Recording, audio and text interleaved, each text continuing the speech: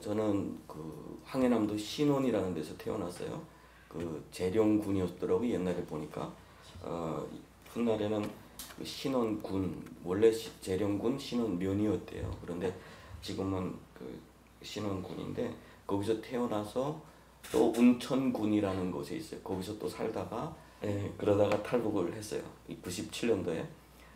우리 가족은 우리 아버지가 중국에서 태어났습니다. 할아버지 때에 일제 그 강점기에 피신해서 만주로 들어가는데 토대는 꽤 괜찮았어요. 북한에서 말하는 토대는 그 일제 이렇게 빨치산이 이렇게 산에 이렇게 왔다가 도망치는 것을 보호해줬다는 이유로 인해서 일본 사람들이 아주 독하했다고 하더라고요. 이게 3명을 잡아다 놓고 그 불을 태워 죽이고 그 동네 사람들 저 멀리다 세워놓고 다 새까맣게 탔는데 거기다 또 칼로 다 찔러보고 그렇게 하고 내려갔대요. 그래서 사람들이 와서 이게 누구인지도 모르고 이게 우리 아들일 것 같아 라고 해가지고 이렇게 각각 묻었다 그래요.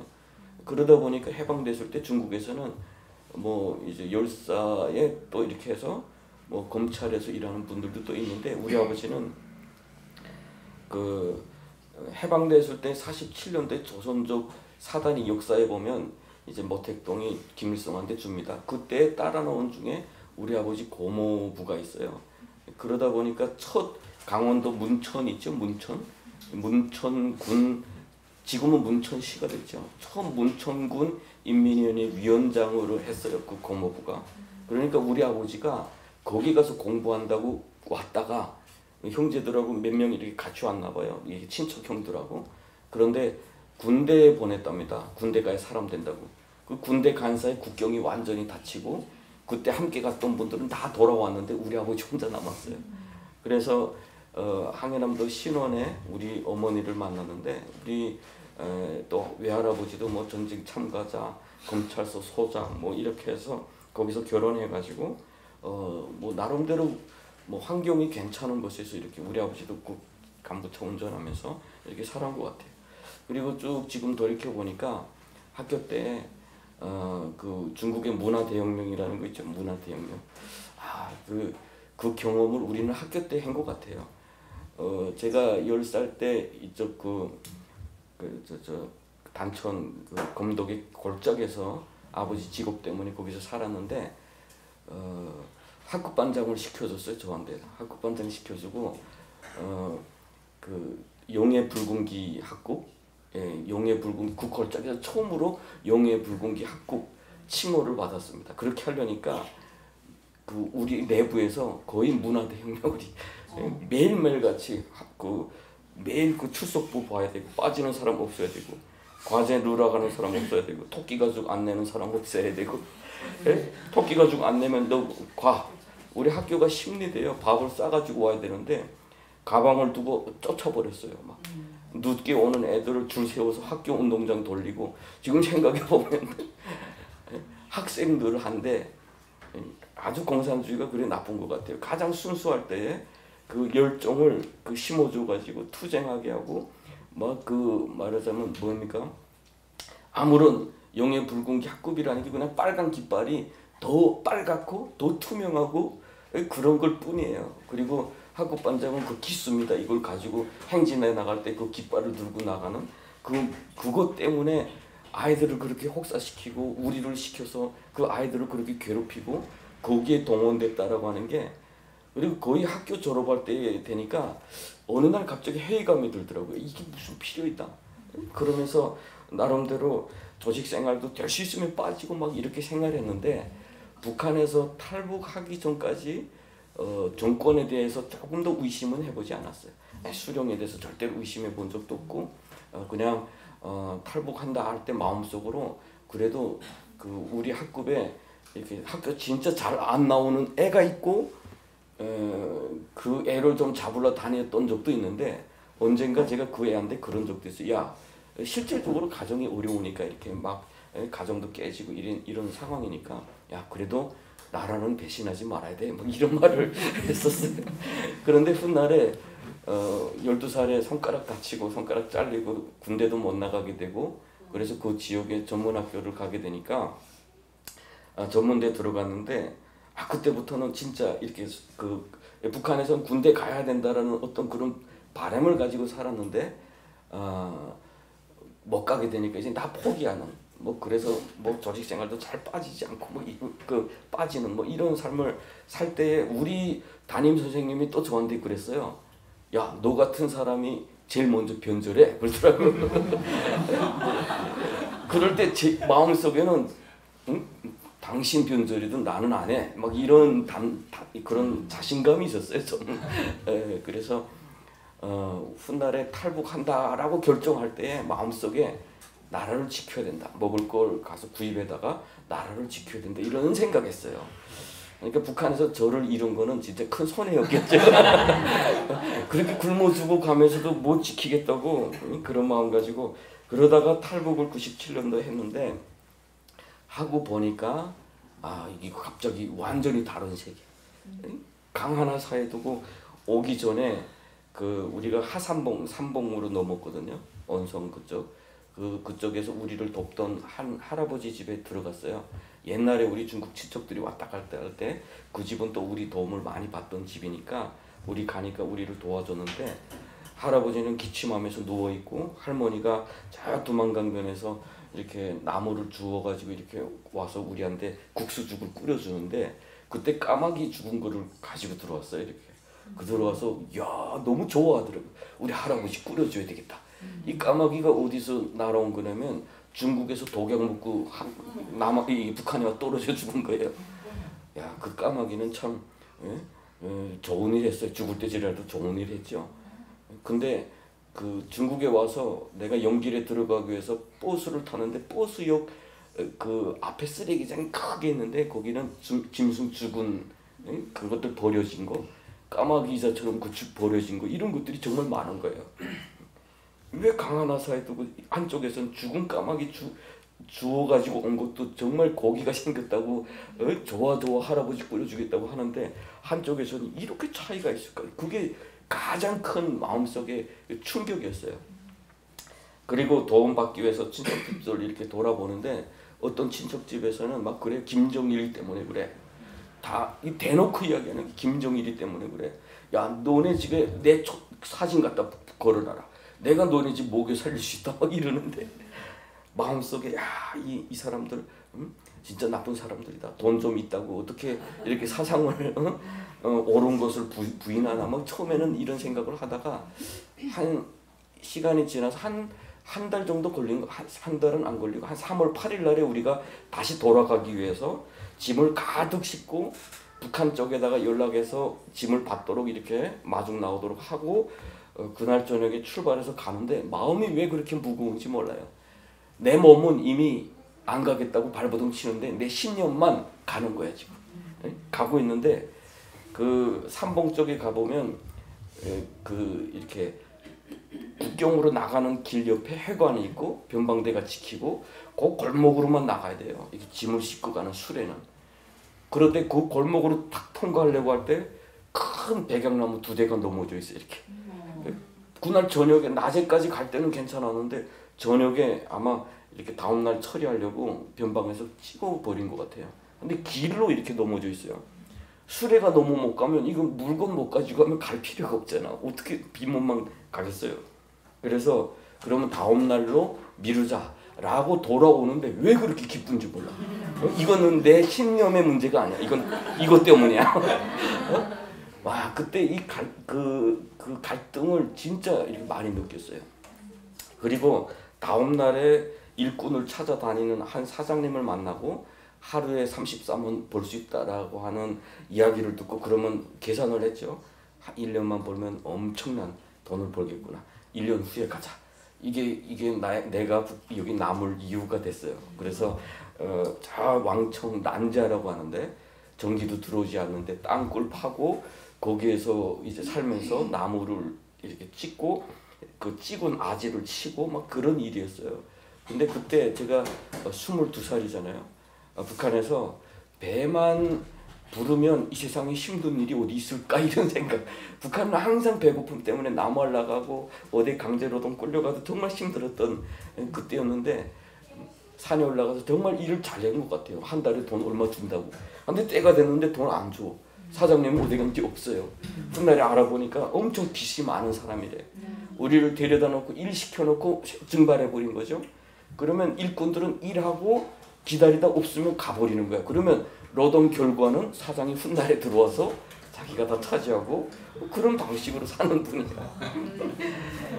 그래서 그대로 남아서 봄철에 그 산나물 뜯어서도 볼 수 있다고 누군가 알려주긴 하는데 그래도 아닌 것 같아. 이제는 겨울 다 지나고 다시 연길로 나와서 세상 살다 북한에서 제가 도와주세요 이렇게 구걸 못 해봤어요. 근데 중국에 와서 구걸 아닌 구걸을 했는데 어떻게 구걸했냐면 그때 그 중국에 거기에 있으면서 깊이 일을 하면서 생각하면서 내가 속았구나. 그 첫 번째 깨달았어요.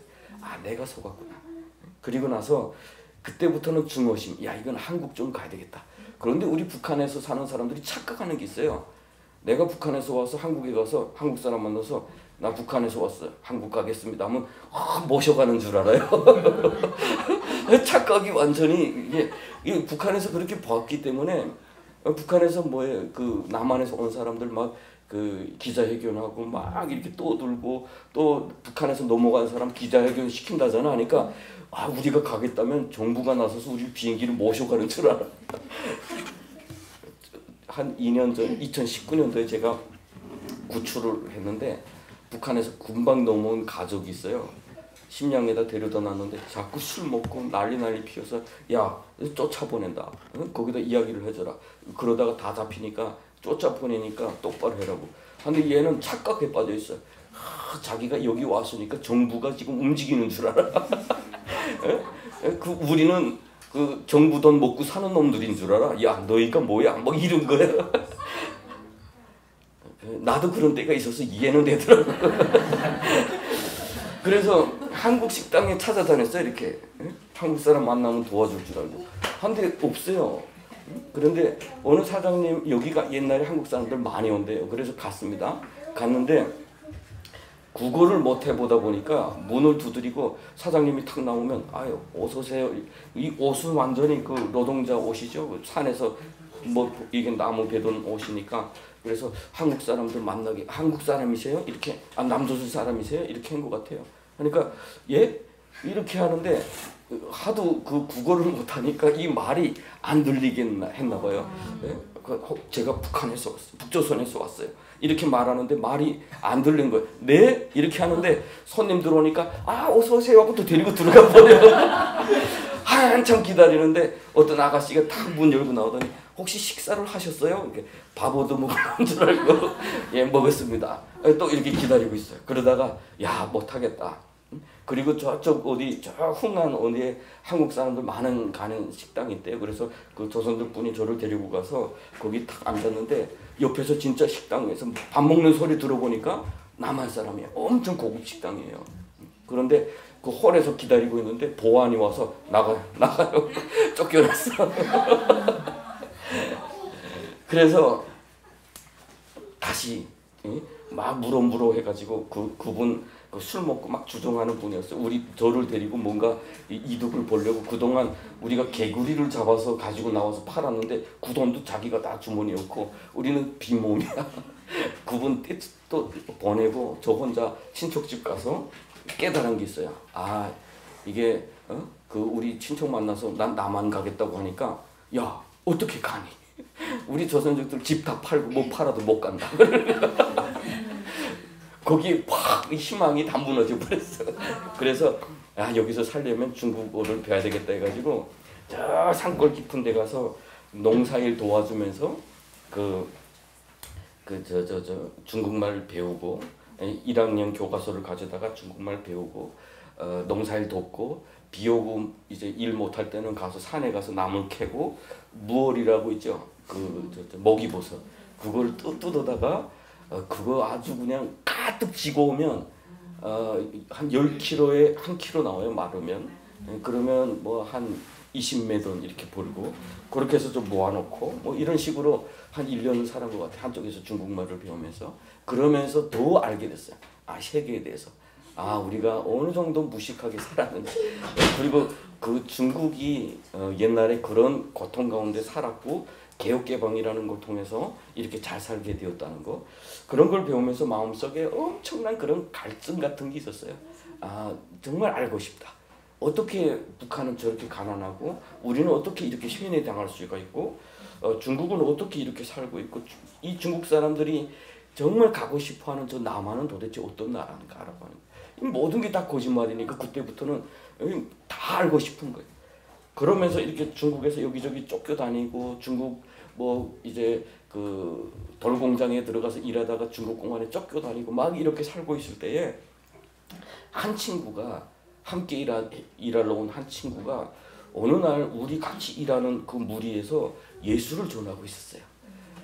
예수님 믿으면 너무 좋다. 막 이런 이야기를 하고 있고 또 그 카세트를 가져다가 옆에 친구를 듣게 하는데 그 카세트가 뭐냐면 박효진 장로님의 그 간증집이에요. 그 감옥에서 사형수들 마지막 보낼 때 이렇게 기도해주고 뭐 사형수 두려워하던 사람이 예수 믿고 은혜롭게 끌려가는 뭐 이런 장면들인데 옆에서 어떤 친구가 카세트를 이렇게 귀에다 듣고 있다가 밤에 잘 때인데 아멘 아멘 하는 거야. 와 근데 나는 그게 얼마나 그 듣기가 고통스러웠어요. 나는 그 친구들한테 그래서 우리가 북한에서 그렇게 속이었으면 됐지 왜 여기 와서 또 속임 당하려고 하냐. 너네 미쳤냐. 계속 아주 그 눈꼴을 사나웠죠. 근데 이 친구는 그렇게 힘들게 일하고도 밤에는 자기는 새벽 기도해야 된대. 그래서 사무실 사장님이 그거 너무 좋게 봐가지고 사무실을 내주더라고요. 그러면 사무실 가서 아침에 일어나서 우리 다 같이 힘들잖아요. 그 밤에 아침에 일어나면 삽질해가지고 이게 펴지잖아요. 이렇게. 발은 다 그 물에 터가지고 그냥 그 주름살 하얗게 막 물이 퍼진 상태로 일하고 들어와서 잘 때는 그 고통 잊으려고 술 먹고 자고. 그런데 얘는 또 거기 가서 새벽 기도한대요. 야 미쳐도 단단히 미쳐도 어떻게 북한 사람이 저렇게 미칠 수 있지? 막 이렇게 하면서 처음에는 막 우리 같이 이렇게 밥 먹고 술 먹고 이런 자리에서 논쟁이 일어났어요. 어디 하나님이 있냐고. 어떻게 하나님 있으면 우리 같은 그런 고통을 겪게 하냐고. 그러면서 그런데 왜 기도하면 뭐 이렇게 힘이 생기는 것 같고. 야 당에 참된 딸 좀 생각해봐라. 북한에 여기 한국 분들 이해 못할 수 있어요. 당에 참된 딸이라고 낙동강까지 나갔던 사람들이 포위되니까 이 사람들이 각자 이렇게 올라올 때 수령을 생각하면서 이기고 왔다. 뭐 이런 거예요. 이것도 신앙이잖아요, 결국은. 그래서 제가 우리 당에 참된 딸이 그랬다더라.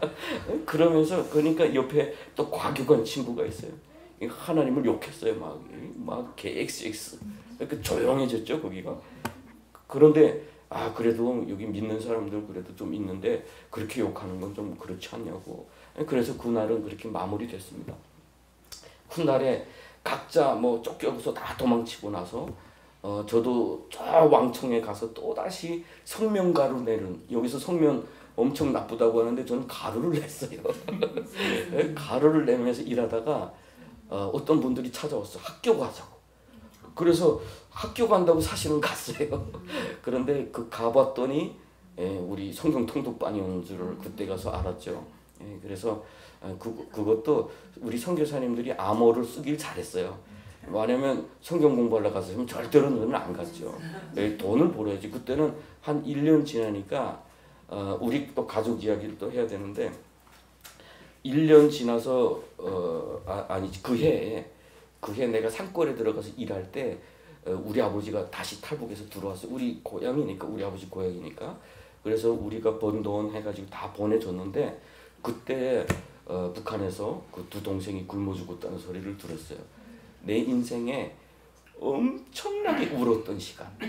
뭐 우는 일은 많잖아요. 그런데 영원히 울었다 할까요? 이 끊기지 않는 울음? 이 밤새 울었어. 왜 울었냐면 북한에서 만약 그 죽었다 이 소리를 들었으면은 다 죽어가니까 그렇지는 않았을 것 같은데 중국에 와서 이런 세상 가운데서 한쪽에서 굶어 죽었다는 게 더 슬픈 거예요.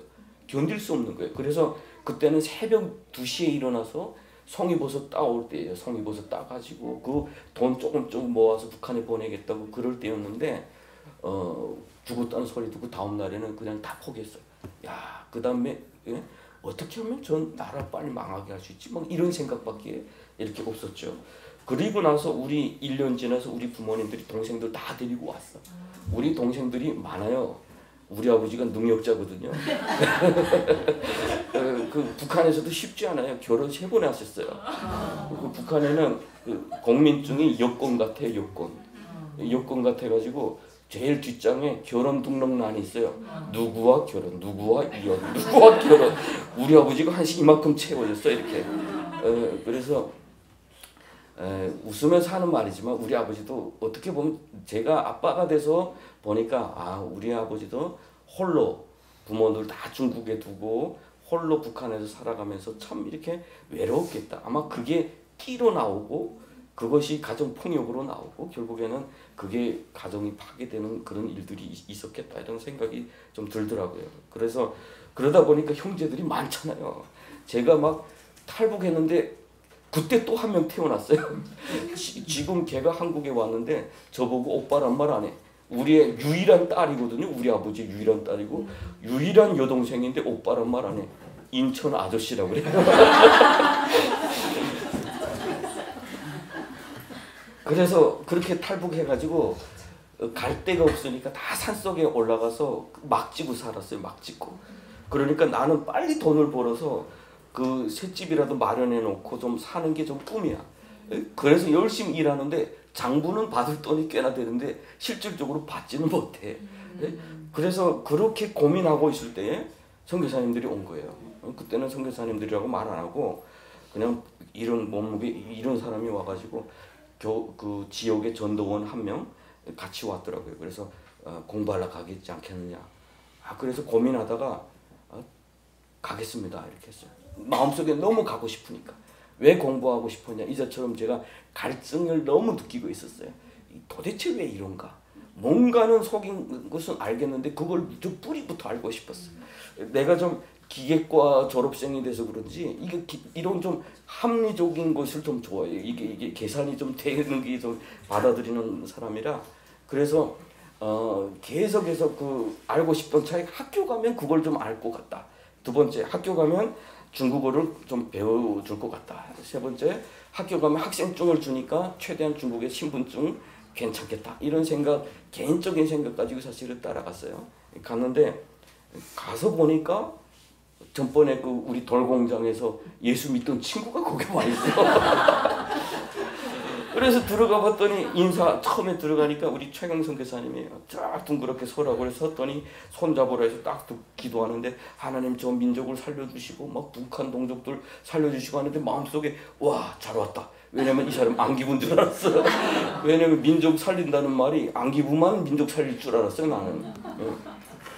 교회가 탈북에서 한 1년 지나면서 북한은 교회는 뭐예요? 앞잡이. 침략의 앞잡이 엄청 그 나쁜 사람들 이렇게 했는데 와서 보니까 나쁘지는 않아. 그런데 무능해. 이렇게 사회적 인식이 우리가 흔히 생각하는 것처럼 기독교인들은 게을러.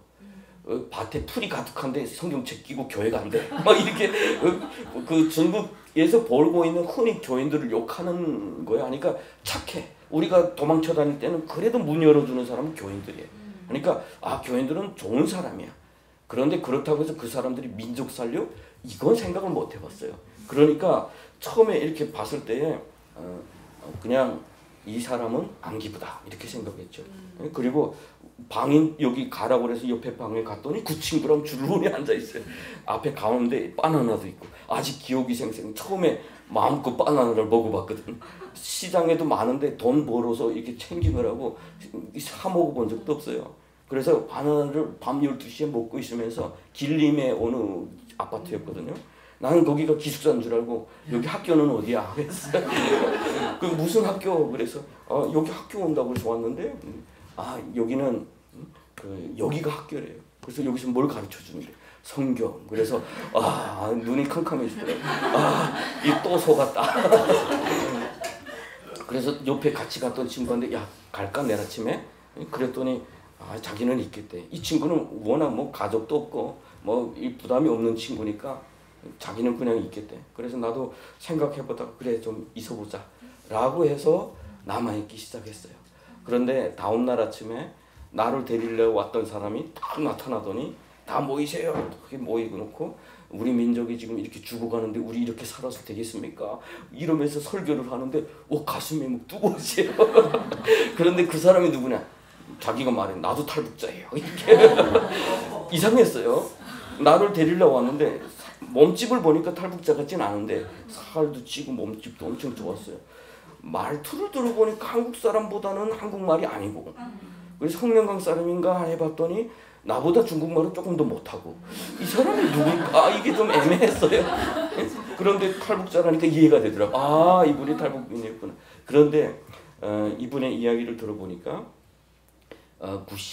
이분은 아주 일찍이 95년도 그때 그 제대돼서 와봤더니 그 자기 어머니가 이렇게 장사 좀 하겠다고 하는데 경찰들이 지나가면서 막 발로 차 뺏고 막 이러니까 이 특수부대 출신이에요. 나라를 위해서 이분은 아주 뜨거워요. 이렇게 기수지요 이분도. 하니까 이제 사로를 막 지고 있을 때 돌격 앞으로 하게 되면 뛰어들지 않는데요 다들. 근데 먼저 뛰어드는 사람들이 있어. 임무를 받고 뛰어드는 사람이 있어. 이런 사람들이에요. 동지들 나를 따라 앞으로 하면서 먼저 물속에 들어가면 다 알아서 들어오는 이런 사람들이 역할. 하니까 이분의 메시지도 이분의 스타일도 다 앞장이에요.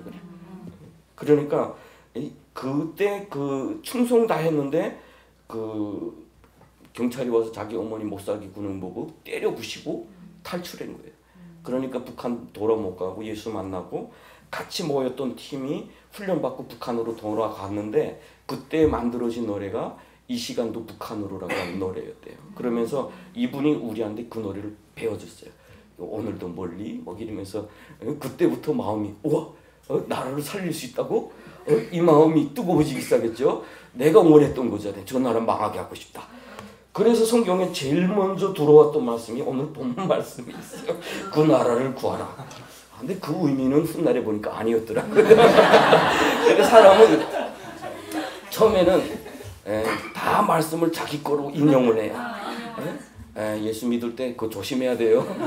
내가 오늘 은혜 받았어. 오늘 이 말씀이야. 근데 사실은 자세히 보면 그 말씀 아니에요.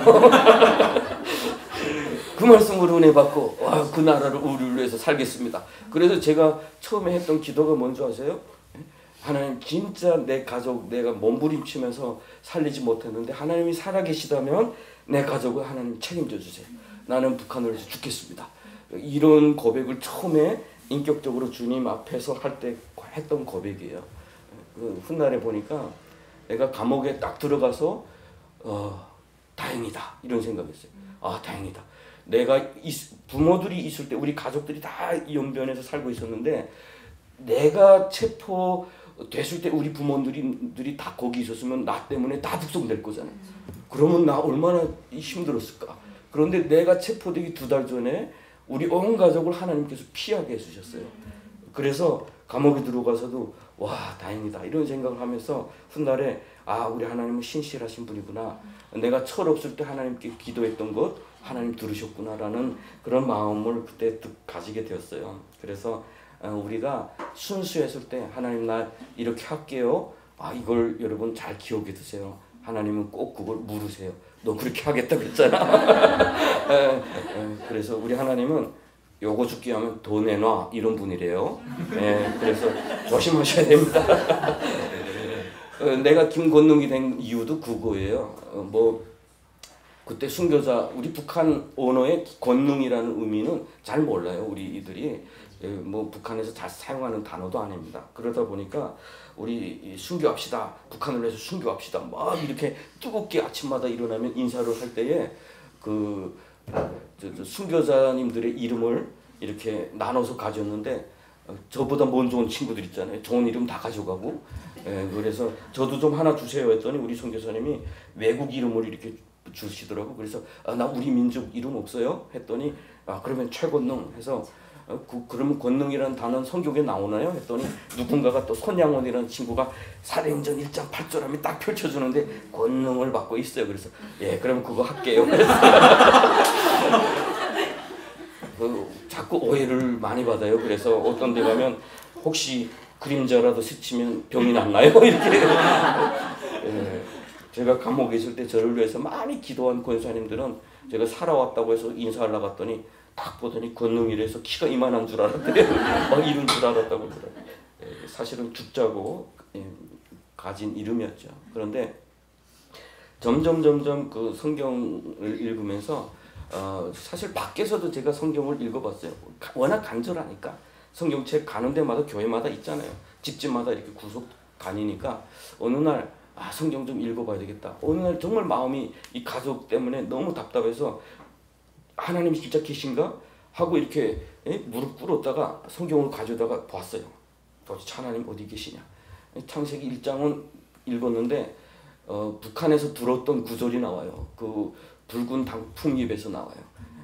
다들 내가 기억력이 워낙 좋은지 모르겠는데 기억을 못해. 그 영화 그 대사 가운데 나와요. 하나님이 첫째 날을 못 만드시고 둘째 날을 못 만드셨는데 7일 날 안식했는데 왜 당신은 여기 왔습니까? 이 수녀가 이 사람한테 찾아왔는데 당신이 수녀 아니지 않느냐 이걸 드러낼 때에 그 이야기를 해요. 그래서 보니까 이게 영화 대사네. 그럴만해요. 그래서 읽을만해서 2장에 살폈는데 흙으로 빚으시고 생기를 부린 사람이 됐다.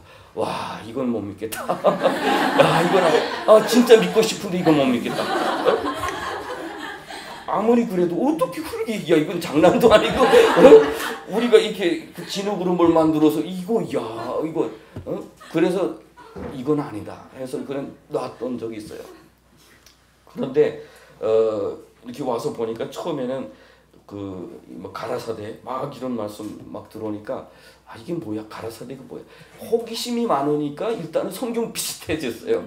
그래서 지금은 우리가 지금 이야기해 우리 디모데 전도사님이랑 우리 세대는 가라사대 세대라고 불러요. 가라사대 세대. 그때는 가라사대 성경을 읽었거든요. 이렇게. 네, 그래서 이 가라사대가 뭐냐. 그래서 조금씩 이해하다 보니까 이건 또 이스라엘 역사 아니야. 그래서 제일 처음에 성경 같았던 성경이 뭐냐? 잠언이었어요. 이렇게 해라 저렇게 해라. 그것만 하나님 말씀이 아닌가? 뭐 이렇게 생각도 했다가 훗날에는 성경 통독을 쭉 하는데 저는 그래서 그걸 믿어요. 성령이 감동하심이라는 걸 믿어요. 어느 날 갑자기 내가 하나님을 이해 못했다고 했던 것이 얼마나 유치한가라고 하는 것이 보여지기 시작했어요. 자기 모습이 얼마나 나의 그 유치한 생각 가지고 하나님을 이해하려고 했지. 이렇게 생각이 되면서 보여지니까 성경이 다 이해가 되는 거예요. 그럴 수밖에 없네 라고 하는 것이 이렇게 보여지기 시작했어요. 그러면서 통독하고 또 금식하고 뭐 그러면서 훈련을 잘 받았습니다. 어느 날에는 우리 선교사님이 그런 이야기를 했어요. 안전을 위해서 자기가 한국 교회에다가 이렇게 요청하지 않겠다. 후원 요청하지 않겠다. 그래서 하나님이 주시는 방법대로 하겠다. 그래서 당신네도 기도하면서 하나님의 뜻을 구하라 하고 가셨는데 쓸 돈이 없어요. 쓸 돈이 없어요. 그러니까 우리 주강원 선생, 저를 데리러 왔던 주강원 선생이 어느 날은 딱 들어와서 혹시 연변에 가면 돈 가져올 수 있는 사람? 예, 저요. 하고 제가 그랬죠.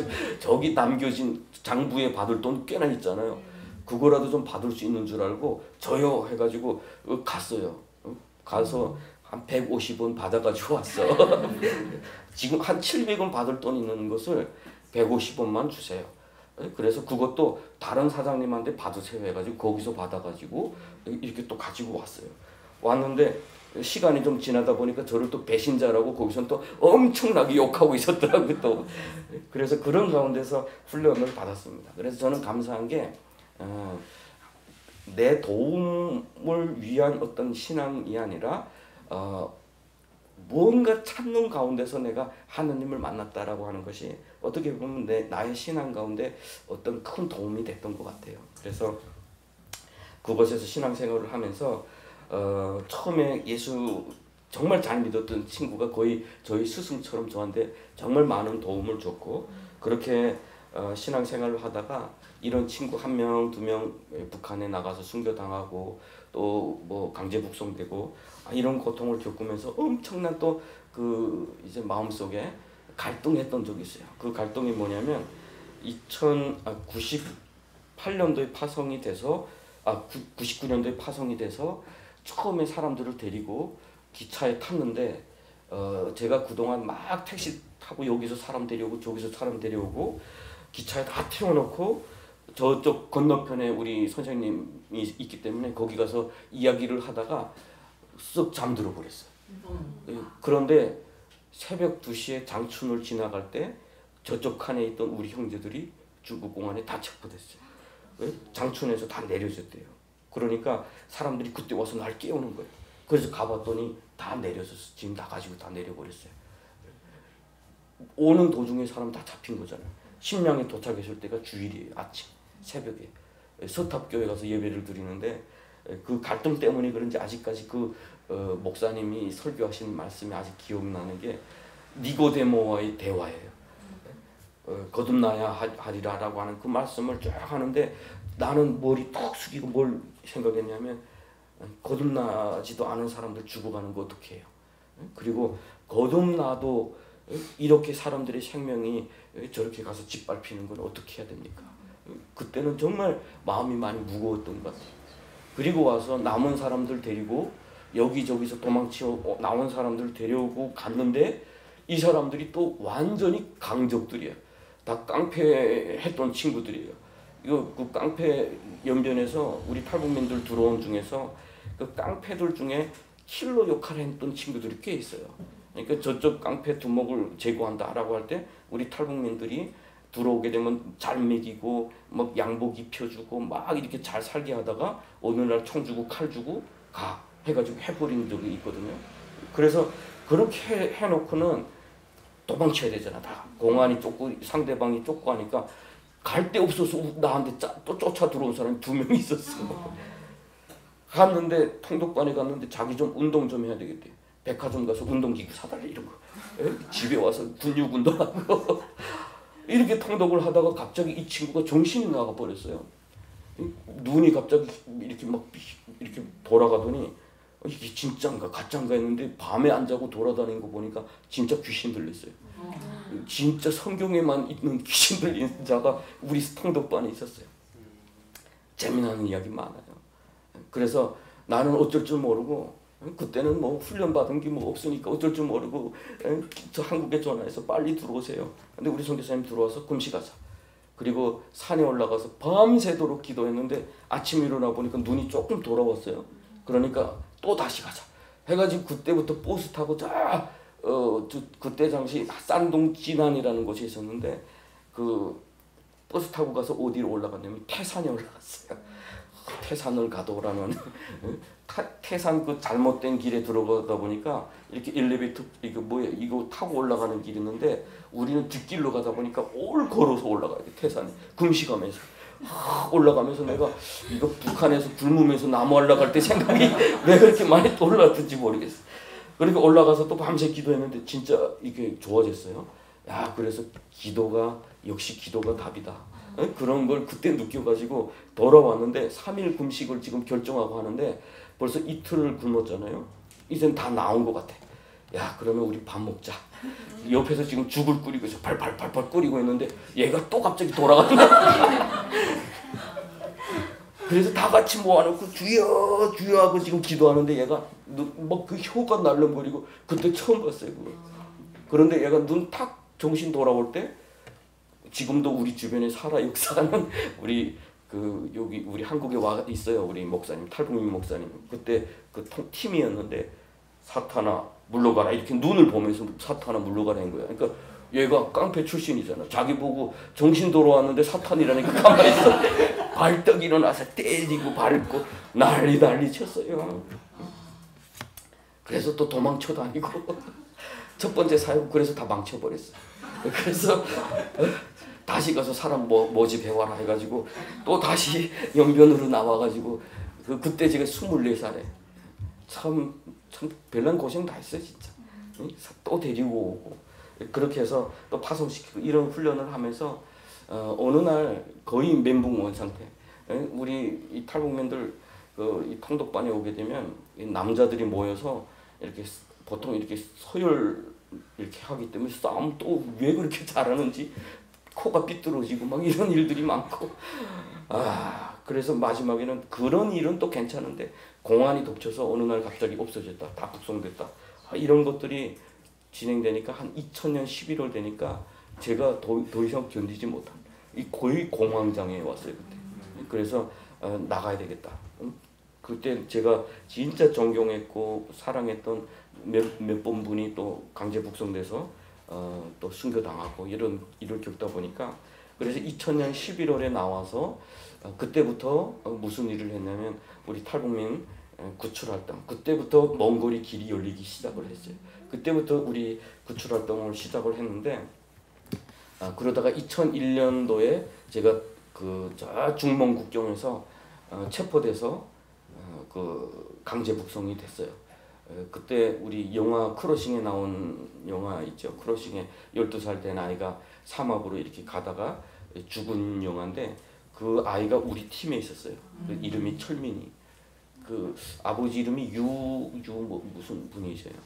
그런데 그 아이가 사막에서 같이 들어갔는데 저는 같이 체포되고 그때 당시 저희 아내하고 같이 체포되고 임신 7개월 만에 이렇게 체포되고 그 팀은 사막으로 들어갔는데 길을 잃고 그 닷새를 헤매다 보니까 그 뜨거운 사막이거든요. 앞에 그냥 아지랑이 막 이글이글거릴 정도로 이렇게 뜨거운 데인데 그곳에서 닷새를 헤매다 보니까 이제는 물 이렇게 늪이 보였는데 그 앞에 한 20m 두고 얘는 죽었대 이렇게. 자꾸 집에 왔다고 헛소리하고 이러다가 결국에는 누워서 죽었는데 아이들이 가서 물 자기 옷 적셔가지고 얘한테 가느라고 가보니까 벌써 이렇게 눈물이 고였는데 파리가 막 벌써 이렇게 덤벼들더래요. 그래서 그 아이는 그렇게 이렇게 목숨을 잃고 결국은 저는 북송됐다가 엄청나게 저도 뭐 고생했죠. 그렇지만 하나님이 또 그곳에서도 기적적으로 살려주셨어요. 이해 안 될 정도로 지금 그 팀에서 살아나온 자매가 하나 있어요. 저쪽에서 살고 있는데 그 팀은 대부분이 다 정치범죄에서 끌려갔어요. 그런데 그 사람들을 두고 그 앞에서 제가 이제 햇빛 쬐기 나가가지고 이 사람이 누군지를 다 저를 보고 알았거든요. 그런데 다 입을 막아줘가지고 결국에는 그 사람들이 살린 것 같아요. 저도. 그런데 햇빛 쬐기 할 때 저한테 그런 이야기를 하더라고요. 옆에서 나한테는 누구 하나 눈길을 주지 않아요. 내가 눈인사를 하자고 이렇게 보면 내가 내 눈을 저기다 두고 이렇게 보지 말라고. 그러면서 서로 시험 뽑기를 이렇게 해주면서 날 들으라는 식으로 이야기해줘요. 나가면 국제사회 좀 빨리 알렸으면 좋겠다.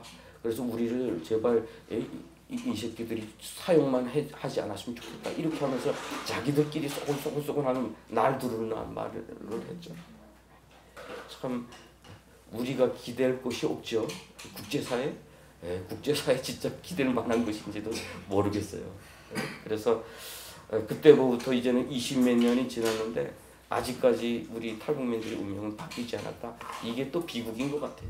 그냥 지나온 이야기를 이렇게 끝낼 수 있으면 몰라도 이제는 아직까지 그런 사람들이 있다라고 하는 거지. 그래서 저는 강제 북송됐다가 그때가 하도 좋은 때니까 다시 탈북을 해서 겨우 살아서 왔는데 2002년 3월 14일 날 우리 탈북민 25명이 베이징에 있는 스페인 대사관 강제 진입했던 사건이 있어요. 경찰을 막 몰치고 막 뛰어들어가는 사건 계기로 중국 당국에서 이런 자들을 엄격히 처벌하라는 지시가 있었고 그 계기로 해서 제가 체포됐는데 12년 판결을 받은 거죠. 12년 판결을 받고 중국에서 딱 묶여서 머리를 빡빡 깎고 감옥에 갔어요. 감옥 갈 때 많은 사람들이 잘 됐다고 박수를 쳐줬어. 와, 잘 됐다고. 왜냐하면 내가 간수도 그랬거든. 너는 여기서 이게 처벌 안 하고 북한 보낼 거다. 그래서 북한 가면 너 죽을 테니까 맛있는 거 많이 먹으라 그랬어. 그런데 12년 받았으니까 일단은 12년은 살았다는 거잖아요. 와, 잘 됐다. 이렇게 하고 박수를 받은 거지. 그래서 저는 이게 중국은 사형이 집행되는 나라예요. 저하고 같이 있던 친구도 사형장에 끌려나가고 막 그랬는데 사형이 집행되는 나라에서 사람의 생명이 그 사형이 진행되는 그 순간만큼은 얼마나 소중한지를 모든 사람이 다 느껴요. 특별히 여성 같은 거 뭐 사용한다라고 할 때는 여성 방에서 밤새 우는 소리, 다 같이 우는 소리가 온 그 간수소에 울려요. 막 엉엉엉 우는 소리가. 그러면 사람 생명이 얼마나 소중한가 알아보는 거예요. 그런데 저도 그 중에 한 명으로 끌려나갈 사람이 12년 받았다니까 당연히 박수 받았겠죠. 박수 받고 잘 됐다 하고. 그러면 관례가 있어요. 사형 판결 받은 사람이 이렇게 항소도 하고 돈 쓰고 해서 무기도용 받거나 사형집행유예로 떨어지면 그 사람이 축하해주는 사람들한테 맛있는 거 사줘야 돼. 이렇게. 저도 또 맛있는 거 사주고 이렇게 축하받으면서 머리 빡빡 깎고 감옥에 끌려갔죠. 참 인생은 별나게 사는 사람들 다 있어. 그렇게 감옥에서 사는데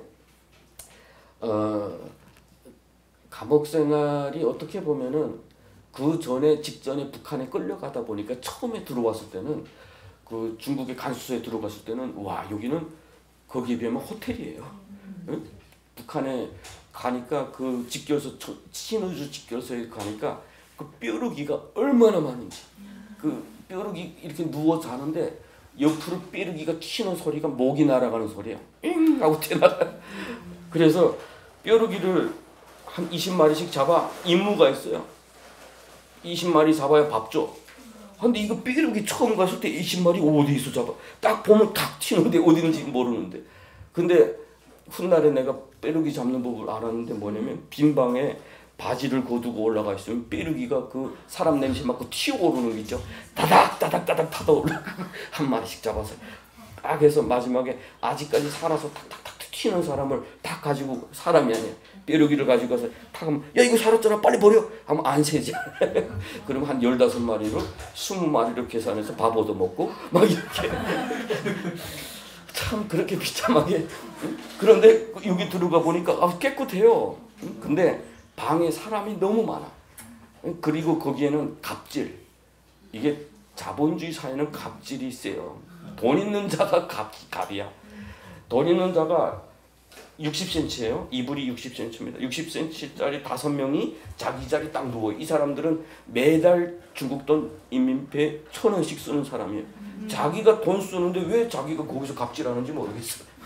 그리고 옆에 문신한 애들이 처음에 들어오면 막 때리는 애들이 있죠. 기강 잡는 애들이 다 조폭 그런 애들이 한 2자리를 맡고 나머지 10몇 명이 자야 돼. 그러니까 그 경비를 세운다고 해가지고 우리 이쪽에 이렇게 발하고 저쪽 발이 길면은 부딪혀요. 하니까 이쪽 사람들은 다 발 펼 수 있어요. 그 사이에 사람들 쭉 앉혀. 그리고 그 주변 이쪽 사람들은 발을 다 쪼그려야 돼. 이렇게 쪼그리고 코만 걸면 얻어맞아요. 그 큰 형님이 잠을 못 자면 안 되니까 무조건 이렇게 때려야 돼. 코만 걸면 깨우고. 그런데 마지막에는 막 이렇게 자리 세우고도 부족하니까 옆에 눕히는데 옆으로 이렇게 눕히고 발로 밟아 이렇게 밟아서 막 뒤집고 들어가서 빼곡히 이렇게 해서 자는데 제가 6월달에 처음 들어가서 그때 여기 대한민국은 그 이겨라 막 이렇게 월드컵 막 그걸 보고 막 그랬어요. 근데 긴장하니까 엄청 더운데 살과 살이 부딪히는 데서 물이 두두두두 흘러요. 이렇게 땀이. 근데 이 의식은 덥다를 느끼지 못해. 그러니까 내가 덥다 춥다 느낀다는 건 내 몸이 편하다는 뜻이에요. 엄청난 공포 가운데서 그게 느끼지 못하고 몸은 이게 땀을 배출하는데 땀이 이렇게 나오지? 근데 나는 이게 느끼지 못하고 있더라고. 그렇게 그 처음에는 시작을 했어요. 그러면서 뭐 하루하루 이렇게 살아가는데 힘든 건 있는데 나름대로 그래도 하나님 앞에 기도하고 뭐 말씀 보고 이렇게 해서 견딜 수가 있었어요. 근데 내 인생의 가장 큰 고통의 시간이 언제였냐면 2005년도 내 기억에 2004년도 12월에 미국에서 인권법이 통과됐습니다. 12월에 부시 대통령이 사인을 했어요. 그걸 우리가 중국에서 라디오로 딱 듣다가 우와 막 이랬어요. 야 이제는 탈북민 인권 해결되는가 보다. 막 이제는 막 이렇게 유린당하고 짓밟히고 이것이 끝나는가 보다. 막 그러고 있을 때에 중국은 또 2008년도 올림픽 하면서 인권에 대한 이슈를 지금 많이 세계적으로 공격을 받고 있었어요. 그러다 보니까 저하고 같이 체포된 사람 중에 4년 받은 사람이 있어요. 그 사람이 중국 정부에다가 난민 신청을 하겠대요. 이분은 이미 2년밖에 남지 않았어요. 북한으로 끌려갈 시간이. 그러니까 그 난민 신청을 하겠다.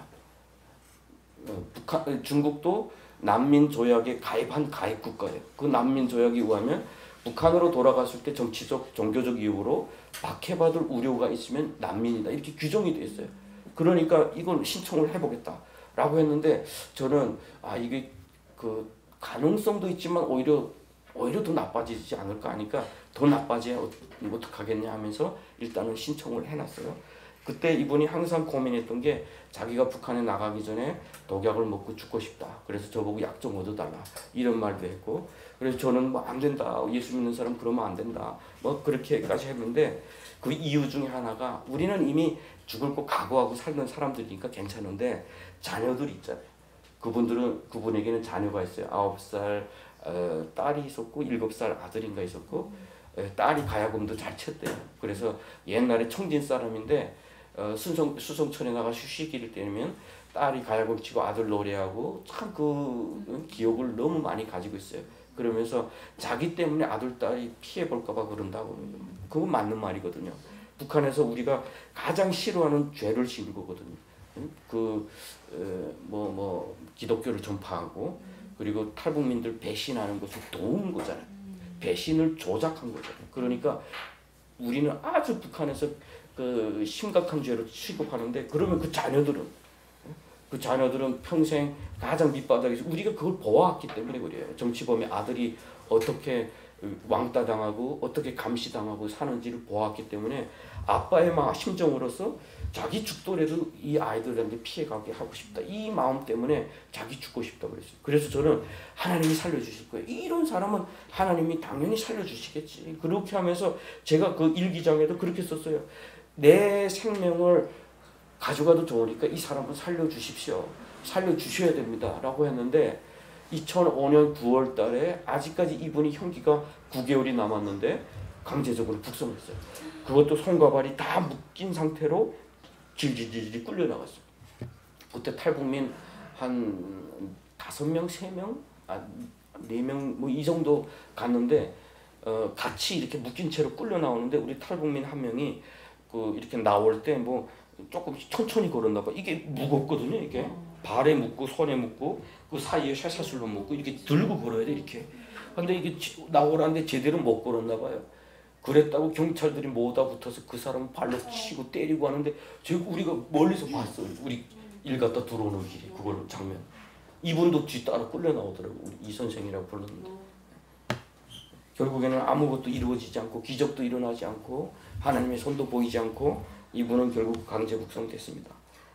결국은 내 신앙 가운데 가장 힘들었던 하나님 믿는 사람들은 어떤 그 억압 가운데 있어도 신앙만 살아있으면 숨을 쉬어요.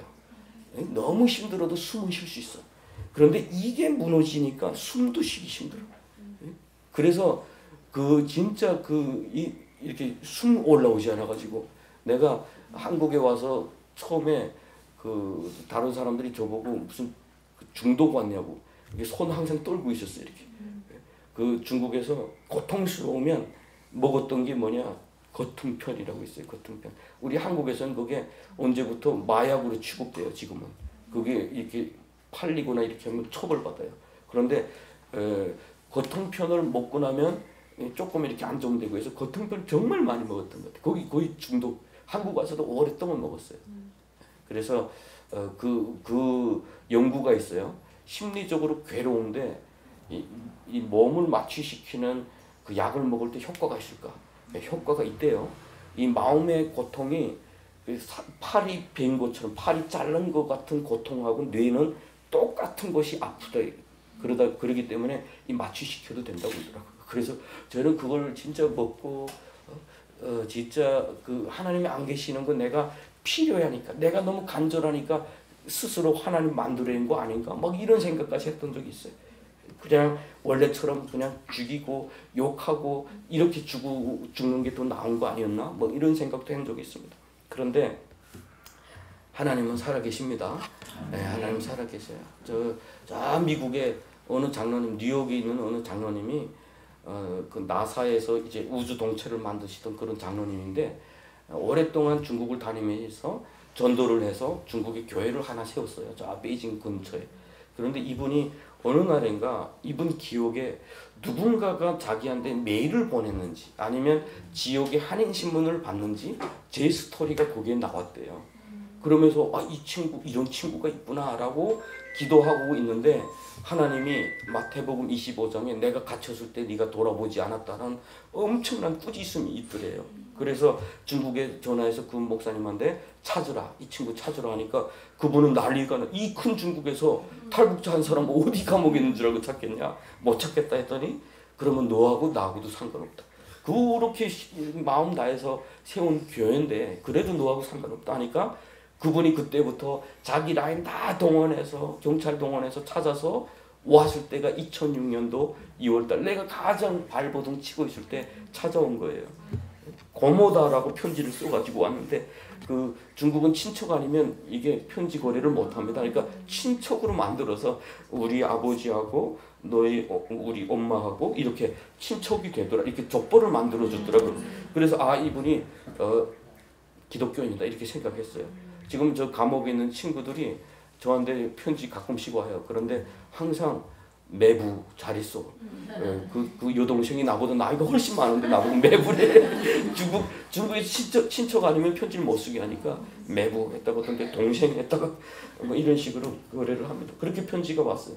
그때부터 편지 거래를 계속 하면서 하나님의 사랑이 조금씩 다시 내 마음을 열기 시작을 했어요. 그때 이제는 거의 강제 북송 다 될 때가 됐어요. 거의 만기를 살고 나서 일기 쓰다가 갑자기 그런 질문이 하나님께서 저한테 주셨는데 너는 민족주의자냐 아니면 크리스천이냐 갑자기 그 질문이 나왔어요. 한참 생각했어요. 크리스천? 그리고 민족주의자? 그리고 민족주의자로서 나는 좀 떳떳한 것 같아요. 어쨌든 내 동족들의 고통, 아픔 그것 때문에 내가 뭐 일을 했으니까. 그런데 진짜 크리스천이냐? 라고 생각해 보니까 갑자기 아닌 것 같다는 생각, 부족하다는 생각이 너무 많이 들었어요. 그게 뭐냐? 하나님, 예수 믿는 사람들이라면 이 역사의 흐름 가운데서 내가 볼 때의 어둠이라고 보이는 내가 볼 때 하나님이 안 계시는 것 같다는 부분도 하나님의 일하심을 믿고 기대할 줄 알아야 돼요. 그런데 저는 그 부분에 대해서 여기에 하나님이 안 계시면 이 일을 안 도우시면 하나님 없는 거야 라고 내 스스로 무너졌던 내 자신이 돌아보게 하시더라고요. 오늘 본문 말씀이 어떻게 보면 제가 처음 성경 보면서 은혜 받은 말씀이기도 하고 어떻게 보면 스스로에게 위로를 해줬던 말씀이죠. 그런데 말씀을 쭉 살펴보면 그런 의미가 아니잖아요. 너희가 얼마나 중요한 존재냐? 너희가 얼마나 중요한 존재냐? 하늘에 나는 새도 그 땅에 피는 꽃도 하나님이 입히시고 먹이시는데 하물며 너희가 뭐냐? 라고 말씀을 하시면서 결국에는 하늘을 봐라. 하느님의 나라를 구해라. 이 구하라라고 하는 것이 구원하라는 너희가 나서서 막 이렇게 해방하라는 그런 뜻이 아니라 너희 마음 가운데 그걸 찾으라라고 하는 그 바라보라라고 하는 그런 의미인데 어떻게 보면 그때 정신은 나라를 구해야 되겠다. 막 이렇게 우리 민족을 구해야 되겠다. 이 말씀으로 해서 나는 민족주의자가 됐던 거죠. 그런데 그때 하나님이 나한테 어떻게 보면 나 스스로 자기 의에 빠지기도 했었어요. 왜냐하면 감옥에 들어간 다음부터 중국 공안이 갑자기 처음에는 막 때리고 고문하고 하던 사람들이 어느 날 갑자기 와서 저를 너무 잘해주는 거예요. 잘해주면서 또 미안하다고 그러고 그런데 왜 그러냐 했더니 자기 민족을 위해서 그래도 이렇게 일했는데 진짜 그 존경한다고 그러더라고요. 그리고 뭐 판사들도 와서 저한테 존경을 써주지 검찰에서도 뭐 아직 때가 아닌데 저를 불러다 놓고 뭐 이렇게 연변에서 어쨌든 저를 가지고 막 그쪽에서 좋게를 봐줬어요. 나올 때 보니까 어쨌든 그런 분위기가 있었어요. 그런데 그러다 보니까 나 스스로 그래 나 옳은 일을 한 사람이야 이렇게 하고 지금 착각하고 산 거죠. 그래서 이 세상의 어둠을 보면서 분노도 하고 막 하나님이 없다고 생각하기도 하고 그런데 그때 하나님이 나에게 보여주셨던 게 뭐냐면 결국은 네가 몸부림쳤던 게 결국은 너의 상처 때문이지 주님을 사랑해서 주님을 위해서였냐라고 하는 질문에 답할 게 없었어요. 네. 우리는 세상에서 정말 주님을 위해서 산다고 하지만 사실은 그 동력 깊은 곳에 보면 나의 상처일 수도 있고 나의 여러 가지 이유일 수도 있더라라고 하는 부분이에요. 그걸 다 보게 하시는데 그래요. 내가 다 잘못했네요 라고 할 때가 더 힘들었어요. 사람은 누군가를 증오할 때 삶의 의미를 찾아요. 살아야 되겠다. 와신상담이라는 말을 아시죠? 복수하기 위해서 쓴 맛을 보고 침대가 아닌 어떤 그 나무 땅가리에서 자면서 끝내 복수했다. 사람은 그런 마음을 새길 때 자기를 이렇게 싸맬 수 있어요. 동력을 만들어낼 수 있어요. 근데 하나님이 너 다 틀렸어. 너 다 거짓말이었어. 막 이걸 만들어내는 순간 그럼 내가 살아서 뭐하지? 막 이것까지만 왔었어요. 멘붕까지 왔었어요. 그런데 결국에는 거기서 하나님이 무엇을 위해서 살아야 되는지 분명히 다 알게 하셨고 다시금 하나님을 처음부터 만나는 그런 시간을 하나님이 허락해 주셨죠. 그래서 다 때가 돼서 2011년 12월 18일 날 마지막 주일을 보내고 있을 때 중국 공안에서 저를 데리고 와서 옷을 헐딱 벗기고 그 다음부터 다시 옷을 입히더니 뭐 입안부터 귀 안부터 다 저 보고 검사하고 그때 우리 그 옆에서 지켜보던 탈북민들이 지금 한국에 나와 있는 사람들도 있어요. 보니까 딱 보니까 야 얘는 죽었구나 그렇게 생각 들게. 왜냐면 얘네가 하는 걸 보니까 살릴 태세가 아닌 거죠. 묶어놨다가 새벽에 나를 또 끌고 나가서 원래는 기차로 움직여요. 이렇게 장춘에서 저녁 기차를 타면 아침에 내리면 도문에 그 변방에서 나와서 바로 북한에 보내거든요. 근데 저를 위해서 차를 하나 내서 경찰들 몇 명 동원해서 이동을 하는 거예요. 북한으로. 그래서 아 얘네가 작정하고 나를 죽이려는가 보다 라고 이렇게 갔는데 그때부터 하나님이 일하시는 시간이 됐어요. 그래서 날씨가 그날따라 너무 추우니까 속도를 내지 못해서 제 시간에 못 갔고 제 시간에 못 가니까 대기하던 사람들이 밥 먹으러 가게 됐고 그 타이밍에 저를 돕는 사람들이 나타났죠. 그 돕는 사람이 누구였냐면 10년 전에 저를 체포하고 때렸던 사람이에요. 때리고 막 하던 사람이 어느 날 와서 미안하다 그러면서 혹시 네가 10년쯤 감옥 생활하고 내가 10년이면 승진할 수 있지 않을까? 그러면 널 도와줄 수도 있는데 뭐 이렇게 말한 사람이 진짜 그 자리에 있었어요. 그래서 그 사람이 사람들을 보내서 사복 입은 사람들 그래서 받지 말라 해서 변방에서 이 사람이 북한 사람이라는 게 확인되지 않아서 우리 못 받겠다. 왜냐하면 그 근거가 뭐냐면 모든 탈북민들이 재판받을 때는 국적이 무국적으로 돼 있어요. 왜냐하면 북한에다가 우리 체포되면 북한에다 의뢰를 하면 북한에서 일절 답변을 안 해요. 그러니까 법적으로는 국적이 무국적인데 실질적으로 북한 사람이니까 다 북송시킨 거죠 지금까지. 한데 그때에 이분이 그걸 가지고 이 사람 북한 사람이 확인되지 않았어. 이분 가족들은 알기로는 다 한국에서 사는 걸로 알고 있으니까 우리 못 받아. 이렇게 해서 못 받으니까 갑자기 그 감옥에서 난리 난 거죠. 어제까지 데려오라고 했는데 왜 갑자기 바뀌냐고 성에다가 막 보고하고 난리를 칠 때에 또 한 가지 사건이 터졌어요. 김정일이 사망했어요. 북한에 선포했어요. 국경이 닫혔어요. 더 이상 저는 북한에 갈 수도 없어요. 그날 밤에는 손과 발이 묶인 채로 도문에 호텔에 가서 잤어요.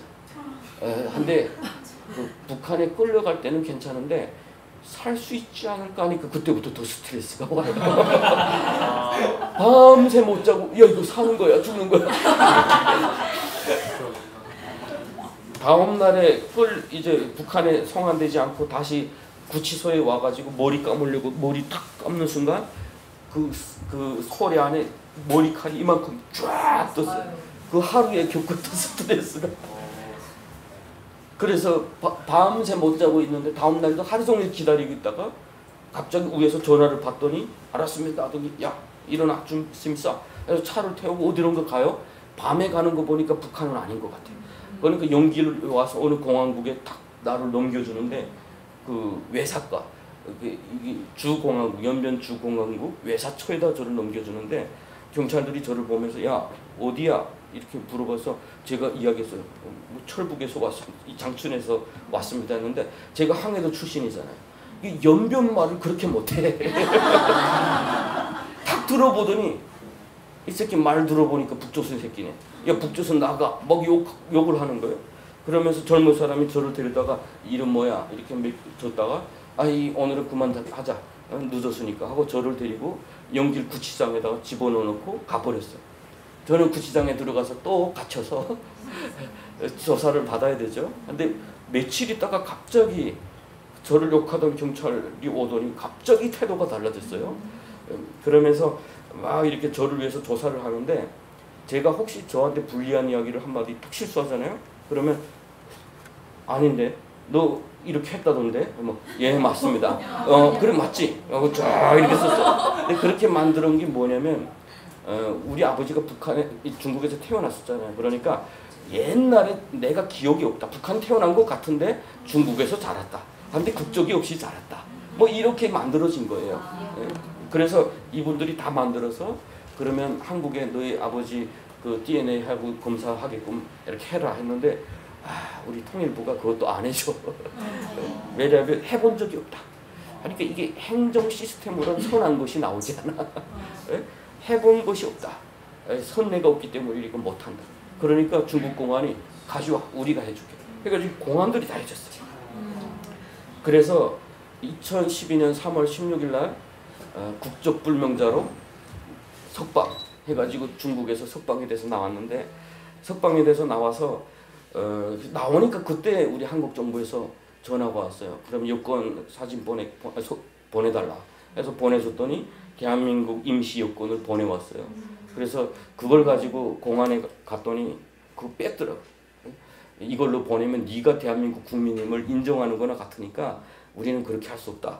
그러면서 오히려 자기네가 유행증을 만들어서 한국 보내주겠다 이렇게 했어요. 그래서 절차를 이렇게 거치면서 한 달이라는 시간 동안 그 자기네 그 공안들에게 의해서 어디 가도 보고하라 라고 해서 거기에 이렇게 있게 됐거든요. 그런데 그럴 때 그분들을 찾아가서 밥도 식사도 하고 이렇게 했는데 그때 이분이 이야기했어요. 도와줘서 고맙다 이렇게 했더니 내 서류를 딱 보는 순간 얘를 북송시키면 안 되겠다라는 마음이 들더래요. 중국 공안이 막 욕했던 사람이. 그리고 나를 도와준 사람은 그 처음에 가서 진짜 도와줘서 고맙다고 이렇게 이야기했더니 이 사람이 하는 말이 뭐냐면 자기가 지금까지 이렇게 발전하는데 여러 가지 걱정이 있었대요. 이 사람 사람 잘 때리거든요. 이렇게 나도 엄청 얻어맞았잖아요. 근데 마약 수사범 딱 잡아가지고 때렸는데 중환자실에 들어갔대요. 그래서 이 사람 생명 딱 끊어지면 자기 도망치려고 이 사람 감옥 가야 되니까 돈 다 챙겨가지고 중환자실에 앞에 앉아 있었다. 그런데 사람이 죽지 않고 탁 돌아왔다는 거야. 그래서 지금까지 자기가 발전해서 여기까지 왔다고 하면서 혹시 너 하나님이 너 살리려고 나 여기 둔 거 아니야? 막 이러는 거야. 그래서 진짜 어떻게 보면 나는 그 사람이 도왔다고 했는데 그 사람 입을 통해서 너 하나님이 이렇게 그리고 너를 위해서 내가 할 수 있는 것이 사실은 그날에 내가 쓰는 그 신복들이 있잖아요. 누구한테 뭐 힘 있다고 해서 야 이 사람 살려 이렇게 못하니까 신복들이 있는데 이 사람이 안건이 있거나 회의가 있거나 그 자리를 비우면 자기가 또 일 못한대요. 그런데 그날따라 너를 위해서 모든 일이 다 대기하고 있었던 것처럼 기다리고 있었고 김정일이가 죽어서서 더 살려줄 수가 있었다 이렇게 이야기하면서 야 너희 하나님이 너 살리려고 나 이 죽은 것 같다 이렇게 이야기해서 이건 하나님이 살리셨구나. 그렇게 하고 2012년 4월 17일 날 아시아나항공 제일 뒷자리 정부에서 마련해줘서 비행기를 타고 중국 공안에서 나오고 저 영사관에서 나오고 비행기 바람을 받으면서 이렇게 비행기가 쭉 떠나는데 그때 마음속에 이렇게 연길공항을 바라볼 때 하나님께서 주신 마음이 뭐냐면 내가 한다라고 하는 그런 말씀이었어요. 나한테 이 말씀이 얼마나 중요하냐면 이 구출활동 하다 보니까 잡히는 사람들이 많잖아요. 그럴 때마다 하나님 원망해서 지금 죽는 사람들을 어떻게 하시겠어요? 100년 후에 이 나라가 바뀌고 그건 인류 진보의 결과지 무슨 하나님이 하셨다고 말하겠어요. 그럼 지금 죽는 사람들을 어떻게 구원하시겠습니까? 못하면 내가 할게요. 내 길 막지 말아주세요. 그렇게 발버둥 쳤어요. 그런데 하나님께서 그때 보여주시면 내가 한다. 맞아요. 하나님이 하세요. 우리가 이해를 못할 뿐이에요. 그런데 오늘 본문 말씀이 그런 의미에서 사실은 말하고 있어요. 염려하지 말라. 염려하지. 너희 소중하다. 너희 소중하다. 하나님의 그의 나라와 그 의를 구하라. 그를 좀 바라보라. 하나님을 바라보라. 하나님의 이름 하에 내 어떤 목적이 아니라 하나님 그 자체를 바라보라라고 하는 거지. 그런 즉이에요. 그런 즉. 너희들의 그 가치가 너희들이 바라보는 그 사고의 패턴을 바꿔라. 이렇게 하기 때문에 바꿔라. 그러므로는 뭐예요? 그 뒤에 따르는 행동을 해라라고 하는 거죠. 그러므로 염려하지 말아라. 그분을 신뢰해라. 자, 우리 북한 지금도 어렵죠. 어떤 때는 도대체 언제 하십니까? 라고 하는 분들도 참 많죠. 근데 하나님은 하십니다. 하나님은 하시고요. 우리 개인의 인생 가운데도 북한이 아니라 나의 인생 가운데도 마찬가지예요. 그래서 저는 감옥 생활하면서 훈련받은 게 딱 하나 있어요. 내가 바란 것이 어느 날 갑자기 아니다 하나님이 하시면 네 하고 돌이키는 거예요. 왜냐면 10년이라는 시간 동안 훈련받은 거예요. 안 하면 맞는다. 그래서 제가 교회 개척할 때도 해야 되나 말아야 되나. 저는 신학교 끝나면 바로 중국 가는 게 제 꿈이었어요. 선교사로. 왜냐면 중국에 제 친구들 감옥에 친구들 많잖아요. 여기 문신한 친구들도 많고 이 친구들 데리고 일 좀 해야 되겠다. 막 이런 생각 가지고 있었는데 교회 개척을 할 때 막 갈등하는데 어떤 목사님이 와서 설교하는데 그날따라 은혜를 얼마나 주시는지 그때 딱 한마디 있어요. 그냥 할래? 맞고 할래? 그 소리에 은혜 받아서 그냥 하겠습니다 하고 교회를 개척했는데 하나님은 역시 맞습니다. 그래서 하나님의 신실하심, 우리 인생은 그런 것 같아요. 계속 갈등하면서 씨름하면서 결국에는 하나님이 옳습니다라고 고백하도록 하는 게 하나님이세요. 그래서 조금 주면 많이 달라는 그 이유가 바로 그거예요. 한 발짝 드러내면 도와 아직 부족해. 그 가운데 내가 내려야 될 것도 많고 내가 포기해야 되는 것도 많고 그런데 어느 날 가까이 가보니까 와 이게 정답이었구나. 이게 우리 개인이 신앙의 여정인 것 같아요. 그런 은혜를 우리 함께 누리길 바랍니다. 기도하겠습니다. 좋으신 하나님 아버지 은혜를 감사합니다. 이렇게 우리 NK피플에서 정말 오랫동안 북한 선교를 위해서 기도하며 고난당하는 자들과 함께 고난을 당하며 웃는 자들과 함께 웃고 우는 자들과 함께 웃으며 주님과 동행하는 사역을 해왔습니다. 하나님 앞으로도 NK피플과 우리 강대모대 전도사님 함께하여 주셔서 정말 이곳을 통해서 많은 이들에게 아직은 하나님이 살아계셔 하나님께서 지금 당신에게 말씀하셔 라고 하는 위로와 격려의 그 큰 사역들을 잘 감당할 수 있도록 하나님 함께하여 주시옵소서. 주님 지금도 살아 역사하셔서 우리에게 말씀하시고 우리와 동행하시기를 원하십니다. 우리에게 그 눈을 열게 하시고 그 귀를 열게 하시고 그 마음을 열게 하셔서 하나님께 가까이함이 내게 복이라는 그런 고백들이 우리의 입술의 고백이 될 수 있도록 하나님 함께하여 주시옵소서. 감사하며 예수님 이름으로 기도합니다. 아멘. 김건동 목사님과 늘 함께하시고 또 이렇게 하나님의 역사를 이루신 우리 그 하나님께 영광의 박수 올려주십시오. 여러분 하나님은 살아계세요. 정말 살아계십니다. 우리 김건동 목사님의 간증은 꾸며낸 얘기가 아니라 살아있는 함께하시는 역사하시는 실제 이야기입니다. 그래서 여기에 있는 우리들도 오늘 이 시간 하나님께서 그 권능 목사님을 통해서 주시는 말씀이 분명하다고 생각해요. 먼저 그 나라와 의를 구해라. 자기의 의를 드러내는 삶이 아니고 자기의 의를 구하는 삶이 아니라 하나님의 의를 드러내기 위해서 그분이 저와 여러분을 통해서 역사하신다는 말씀입니다. 우리 이 시간 기도하기를 원하는데요. 시간이 좀 갔지만 여러분 자신들을 위해서 기도하십시오. 하나님을 먼저 구하시기를 바라요. 하나님을 만나고 싶습니다. 성령 하나님 역사로 말미암아 나와 함께 하시는 그 하나님을 깊이 만나고 동행함으로 하나님께서 주시고자 하는 평안함 가운데 내일을 염려하며 두려워하는 존재가 아니라 하나님으로 인해서 만족하고 하나님으로 인해서 기뻐하고 외양간에 소가 없을지라도 열매가 없을지라도 내 삶의 존재로 기뻐할 수 있는 그 참된 이유를 주님 안에서 온전히 누릴 수 있도록 도와달라고. 그래서 김건동 목사님만의 하나님이 아니라 나와 함께 하시는 하나님을 만날 수 있도록 도와달라고 기도해 주시고요. 두 번째로 오늘 우리 김건능 목사님을 통해서 하시고자 하는 하나님의 분명한 일들이 있을 겁니다.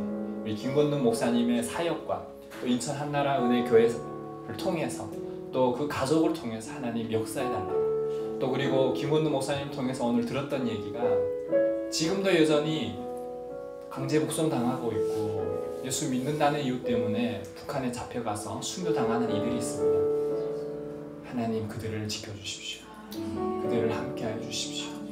지금도 여전히 라디오를 들으면서 살 방법을 찾고 있는 그들, 하나님을 구하고 있는 그들에게 찾아가 주시고, 그래서 이 땅의 소망이 아니라 하나님 나라의 소망을 가지고 하나님 살아내고 이겨내고 하나님이 하신다는 것을 믿음으로 확신하는 그들의 삶이 되도록 도와주십시오.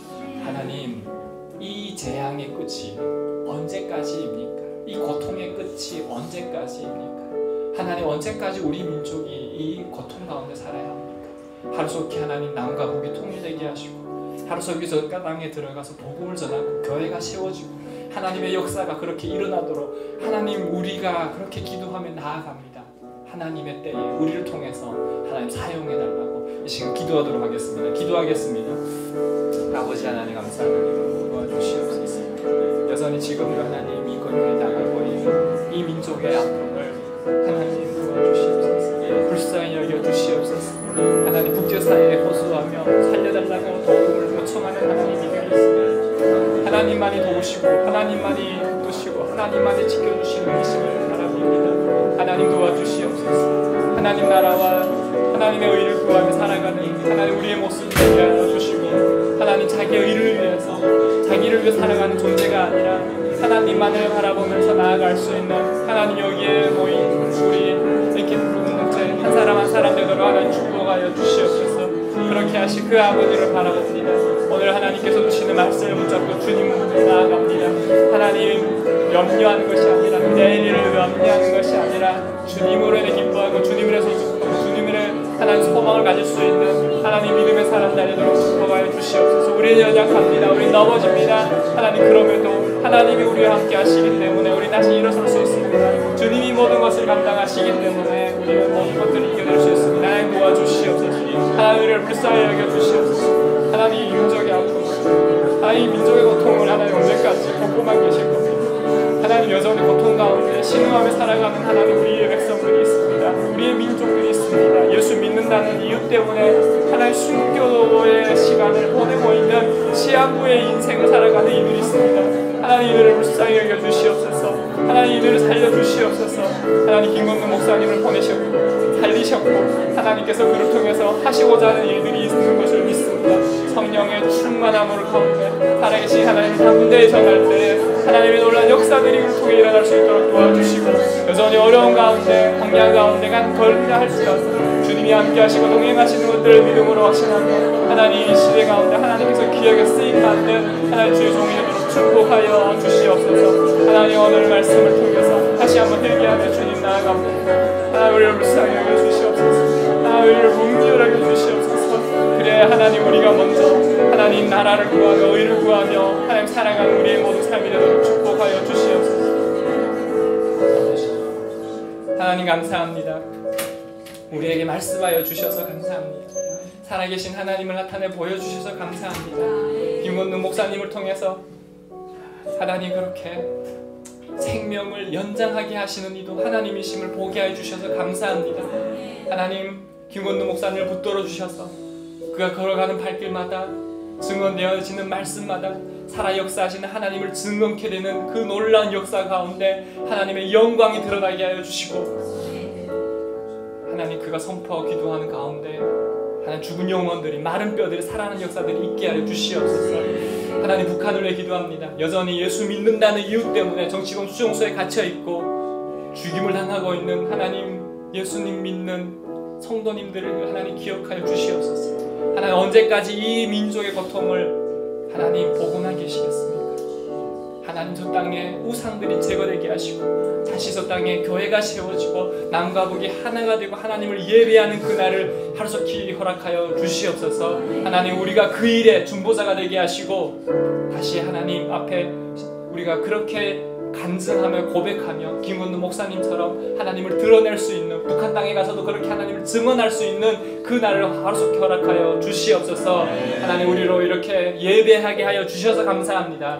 이곳에 모인 형제자매님들 가운데 성령의 충만함을 더하여 주시고 자기의 의를 구하고 살아가는 존재들이 아니라 하나님의 의를 구하며 살아가는 믿음의 사람들 되도록 도와주시고, 내일과 염려하며 두려워하는 존재들이 아니라 하나님으로 인해 기뻐하고 자족할 수 있는 믿음의 사람 다 되도록 축복하여 주시옵소서. 예수님의 이름으로 기도합니다.